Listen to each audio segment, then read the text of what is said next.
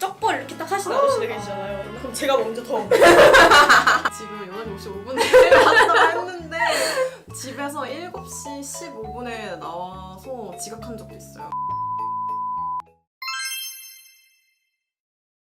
네, 저는 학교 앞 10분 거리에 살고 있는 의정이라고 합니다. 네, 안녕하세요. 저는 통학 왕복 4시간 거리에 살고 있는 김하은입니다.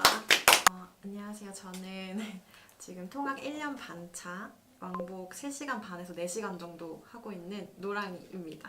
안녕하세요. 저는 자취 3년 차고 중문 2분 거리에 사는 파랑이입니다.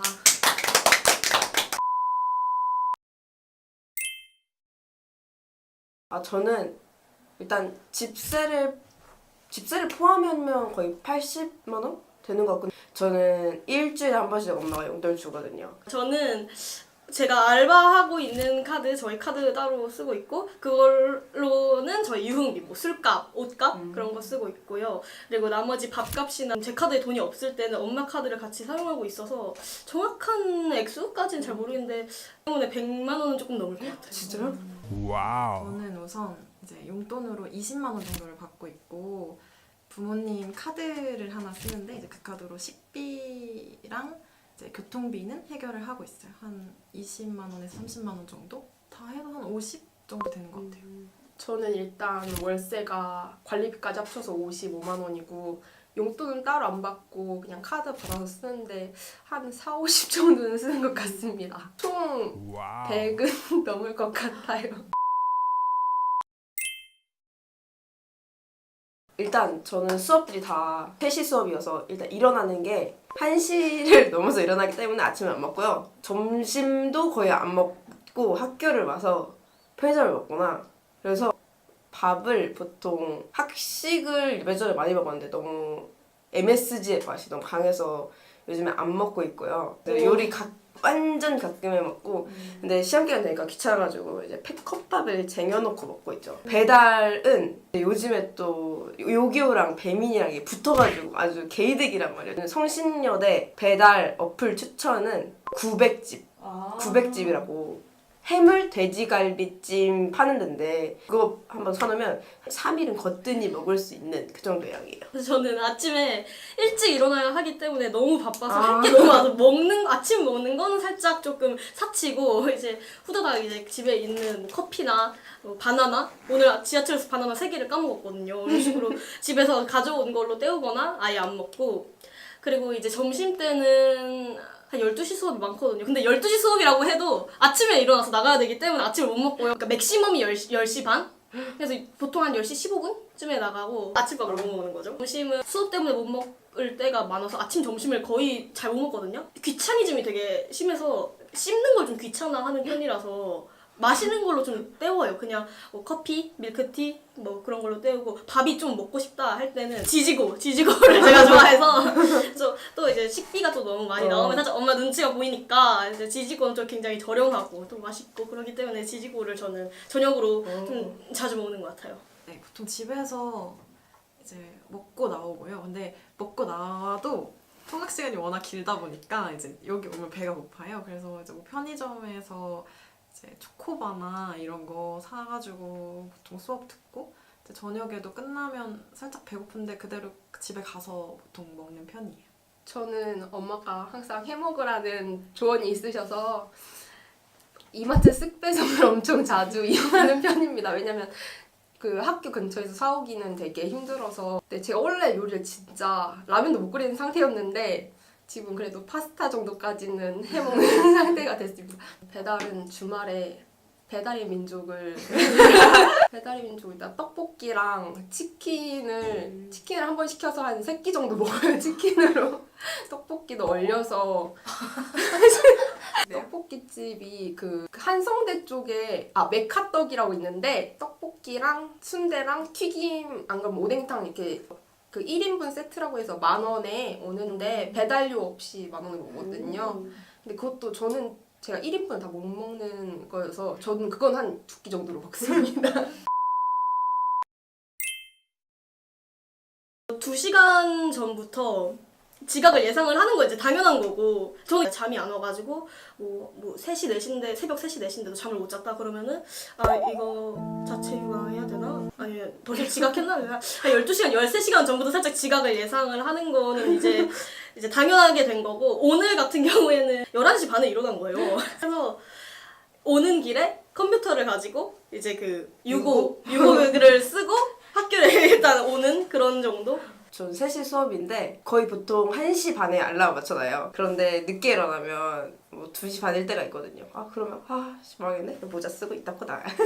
그러면은 지각을 절대 안 하는. 지하철에서 너무 피곤하잖아요?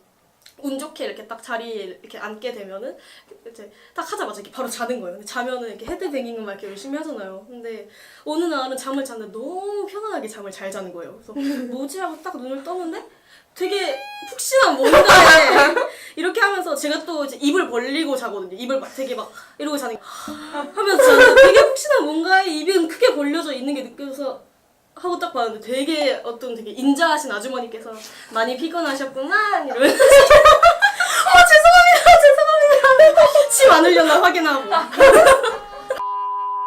쩍벌 이렇게 딱 하시는 아저씨들 계시잖아요. 근데 제가 통학 초보였을 때는 그냥 아 뭐야 이러고 카톡으로 아 얘들아 이상한 사람 옆에 앉았어 이러는데 요즘에는 옆에 아저씨 딱 이런다 그럼 제가 먼저 더 이렇게 막 이렇게 이제부터 살짝 그 기싸움이 시작되는 거 헛기 싸움 아시죠?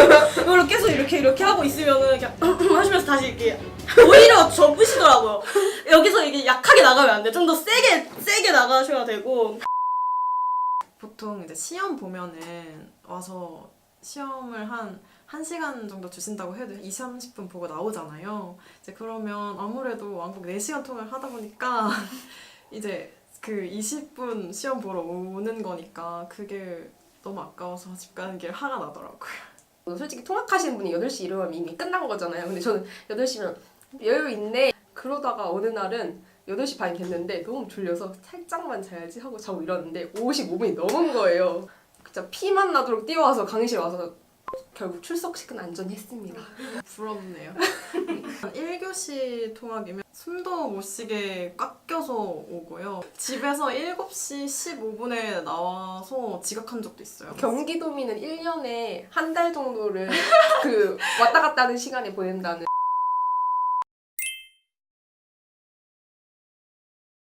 단점부터 말하자면 이 모든 거를 제가 스스로 해야 된다는 게 있죠. 청소, 빨래, 뭐 화장실 청소 이런 거, 설거지. 화장실 청소는 까만색이거든요.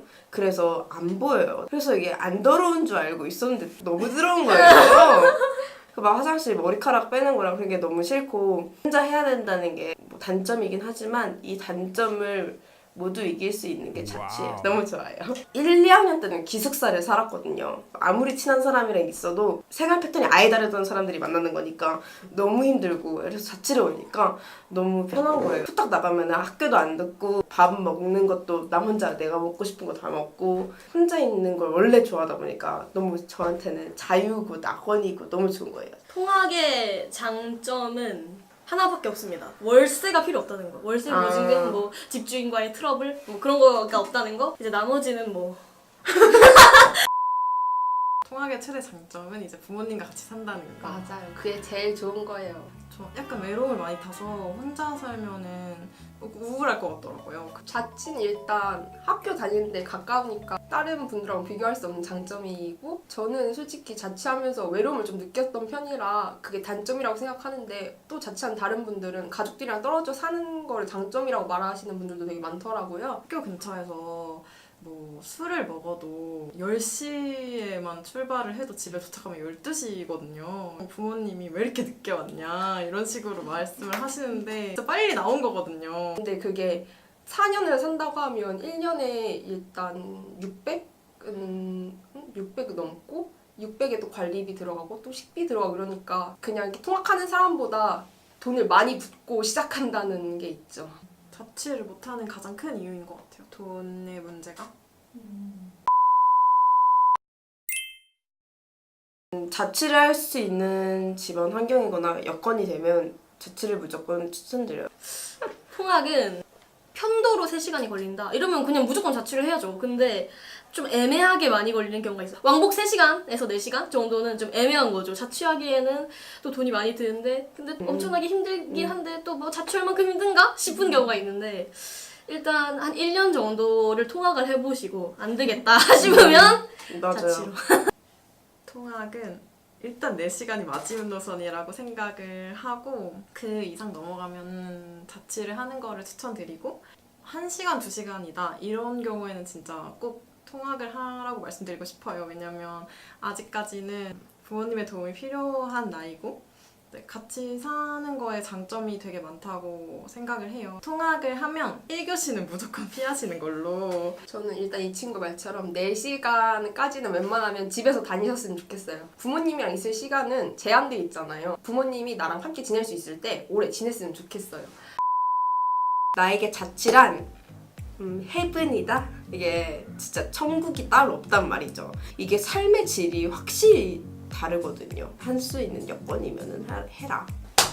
나에게 통학이란 차악이다. 왜냐면 누가 왕복 4시간 통학을 하고 싶어서 하겠습니까? 어쩔 수 없어서 하는 거죠. 이게 또 뭐 월세가 어쩌고 보증금이 어쩌고 또 서울에서 혼자 살고 뭐 부모님이 걱정하고 그런 것보다는 그래 뭐 통학이 좋은 건 아니지만 최악보다는 차악이니까 하면서 선택하는 게 통학이기 때문에 저에게 자취란 감사함입니다. 자취를 하면서 엄마에 대한 감사함도 많이 늘어났고 경제적인 부분에서도 그렇고 부재가 있으니까 그때서야 알게 됐더라고요. 그래서 감사함이 가장 크게 느껴졌습니다. 저희 통학이란 타이밍입니다. 통학은 출퇴근 시간만 피하면 돼요. 지옥철이나 지옥 버스 같은 것들이 있지만 그럼에도 불구하고 저는 많은 장점들이 있다고 생각하거든요. 그래서 그런 시간만 조금 견디시면 나머지 더 많은 좋은 점들이 있으니까 통학도 저는 추천합니다. 지금까지 영수였습니다. 좋아요 눌러주세요. 안녕.